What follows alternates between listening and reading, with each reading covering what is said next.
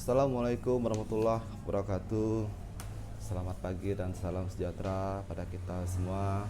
Baik, sebelum saya meringkas video YouTube Sejarah Bahasa Indonesia, izinkan saya memperkenalkan identitas saya sendiri.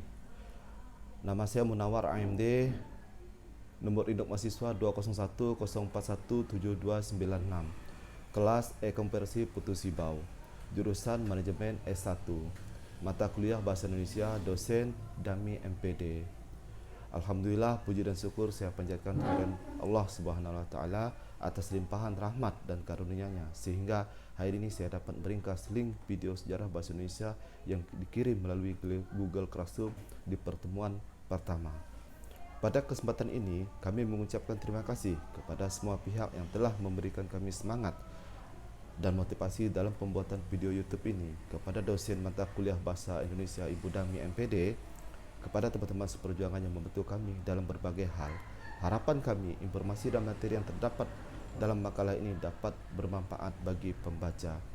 Tiada kata yang sempurna di dunia ini melainkan Allah Subhanahu wa taala, Tuhan yang Maha Sempurna.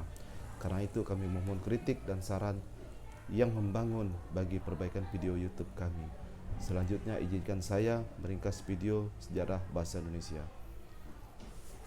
Pada tahun 1928, itulah bahasa Indonesia dikukuhkan kedudukannya sebagai bahasa nasional. Nah, bahasa Indonesia lalu dinyatakan kedudukannya sebagai bahasa negara pada tanggal 18 Agustus 1945. Karena pada saat itu Undang-Undang Dasar 1945 disahkan sebagai Undang-Undang Dasar Negara Republik Indonesia. Dalam Undang-Undang Dasar 1945, pasal 36 disebutkan bahwa bahasa negara ialah bahasa Indonesia. Lalu dari mana bahasa Indonesia berasal?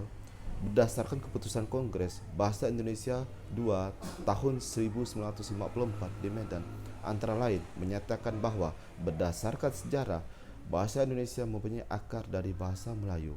Bahasa Indonesia tumbuh dan berkembang dari bahasa Melayu yang sudah dipergunakan sebagai bahasa penghubung bukan hanya di Kepulauan Nusantara, melainkan hampir di seluruh Asia Tenggara. Bahasa Melayu mulai dipakai di kawasan Asia Tenggara sejak abad ke-7.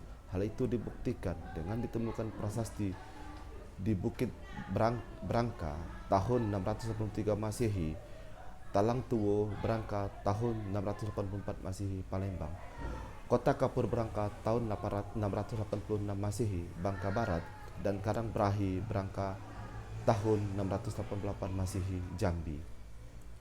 Prasasti itu bertuliskan huruf Pranagari berbahasa Melayu kuno. Bahasa Melayu kuno itu tidak hanya dipakai pada zaman Sriwijaya. Di Jawa Tengah, Gandasuli juga ditemukan prasasti Brangka tahun 832 Masehi, dan di Bogor ditemukan prasasti Brangka tahun 942 Masehi yang juga menggunakan bahasa Melayu kuno pada zaman Sriwijaya. Bahasa Melayu dipakai sebagai bahasa kebudayaan, yaitu bahasa buku pelajaran agama Buddha. Bahasa Melayu juga dipakai sebagai bahasa penghubung antar suku di Nusantara, sebagai bahasa perdagangan, baik perdagangan antar suku di Nusantara maupun perdagangan yang datang dari luar Nusantara. Informasi dari seorang ahli sejarah Cina, Ai Xing, yang belajar agama Buddha di Sriwijaya antara lain menyatakan bahwa di Sriwijaya ada bahasa yang bernama Koen Lewen. Yang dimaksud Koen Lewen adalah bahasa perhubungan di Kepulauan Nusantara, yaitu bahasa Melayu. Perkembangan dan pertumbuhan bahasa Melayu tampak makin jelas dari peninggalan kerajaan Islam, baik yang berupa batu bertulis seperti tulisan batu nisan di Minye 7 Aceh Brangka tahun 1380 Masehi, maupun hasil susastra pada abad ke-16 dan abad ke-17 seperti Syair Hamzah Pansuri, Hikayat Raja-Raja Pasai, Sejarah Melayu, Taja Salatin, dan Bustana Salatin. Bahasa Melayu menyebar di pelosok Nusantara. Bersamaan dengan menyebarnya agama Islam di wilayah Nusantara, bahasa Melayu mudah diterima oleh masyarakat Nusantara sebagai bahasa perhubungan antar pulau, antar suku, antar perdagangan, antar bangsa, dan antar kerajaan, karena bahasa Melayu tidak mengenal tingkat tutur. Bahasa Melayu dipakai di mana-mana di wilayah Nusantara serta makin berkembang dan bertambah kukuh keberadaannya. Bahasa Melayu yang dipakai di daerah di wilayah Nusantara dalam pertumbuhannya dipengaruhi oleh corak budaya daerah. Bahasa Melayu menyerap kosakata dari berbagai bahasa, terutama dari bahasa Sanskerta, bahasa Persia, bahasa Arab, dan bahasa-bahasa Eropa. Bahasa Melayu pun dalam perkembangannya muncul dalam berbagai variasi dan dialog. Perkembangan bahasa Melayu di wilayah Nusantara mempengaruhi dorongan tumbuhnya rasa persaudaraan dan persatuan bahasa Indonesia. Para pemuda Indonesia yang tergabung dalam perkumpulan pergerakan secara sadar mengangkat bahasa Melayu menjadi bahasa Indonesia yang menjadi bahasa persatuan dan seluruh bangsa Indonesia sesuai isi Sumpah Pemuda tanggal 28 Oktober 1928.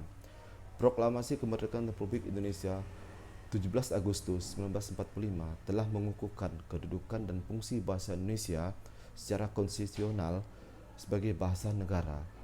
Bahasa Indonesia pun dipakai oleh berbagai lapisan masyarakat Indonesia, baik di tingkat pusat maupun daerah. Meskipun bahasa dari daerah masing-masing masih dipakai, namun untuk mempersatukan bangsa, masyarakat Indonesia antar suku menggunakan bahasa Indonesia untuk percakapan sehari-hari. Demikianlah video YouTube ringkasan sejarah bahasa Indonesia.